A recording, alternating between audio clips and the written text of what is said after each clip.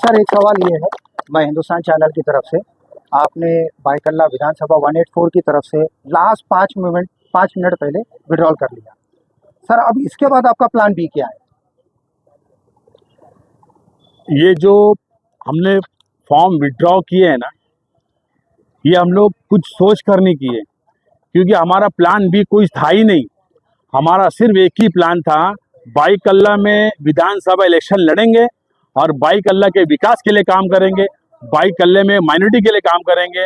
और बाइकल्ला जिस दिन विकास का परचम लहराएगा वो शमीम अख्तर अंसारी की वजह से लहराएगा, क्योंकि हम चाहते हैं कि हमारे बाइकल्ला का विकास होना चाहिए, हमारे बाइकल्ला में वो काम होना चाहिए जो आज तक कभी नहीं हुआ, किसी ने नहीं किया। क्योंकि हमको जो इलेक्शन लड़ना था ना, हमको अपना जेब नहीं भरना था, हमको इलेक्शन लड़ के अपने मुसलमानों की, अपने कौम की, माइनॉरिटी की और हमारे मराठी क्रिश्चियन भाइयों की सेवा करना था।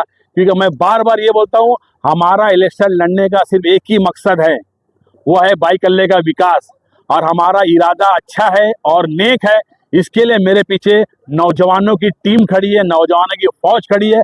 अगर आज मैं पर्चा वापस नहीं लिया होता तो आज कल शमीम भाई का ही परचम लहराता और शमीम भाई की जीत होती और बाइकल्ले का विकास होता। सर एक आखिरी सवाल, राज्यसभा में मुसलमानों को नज़रअंदाज किया गया, विधानसभा में जो आपके सामने है, अब इसके बाद जो बीएमसी का होगा इसके ऊपर हम क्या, उससे पहले हम क्या तैयारी करेंगे? दरअसल जब लोकसभा का इलेक्शन हुआ तो लोगों को कहा गया कि भाई हमको फिरका परस्त ताकत के खिलाफ लड़ना है। इसके पीछे कुछ सियासत थी, वो हमको समझ में नहीं आ रही थी।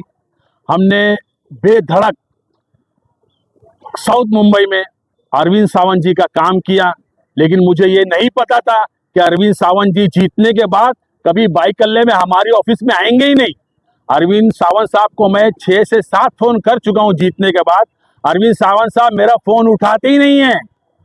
तो आगे हम उनका क्या काम करेंगे? हमको थोड़ा पछतावा हुआ कि हमको मशाल का काम नहीं करना चाहिए था, या तो यूबीटी को दूसरा कैंडिडेट देना चाहिए था जो लोगों के संपर्क में है, जो लोगों के मुलाकात में है। क्योंकि जो किसी को मिलता नहीं है उनको जिताने के बाद हमको पछतावा होता है। उसी तरह विधानसभा का इलेक्शन आया, उन लोग ने सोचा कि अब हमने इतना वोट लिया, हमने उतना वोट लिया, तो चलो अब हम यहाँ भी कब्जा करके इनका वोट ले लेंगे। इस वक्त तो मैं आवाज उठा चुका था, लेकिन हमारे ही नेताओं ने हमारी आवाज को दबा दिए और हमको प्रॉमिस लिए कि भाई आप प्लीज पर्चा वापस ले लीजिए, वरना हमारे गठबंधन को नुकसान हो जाएगा।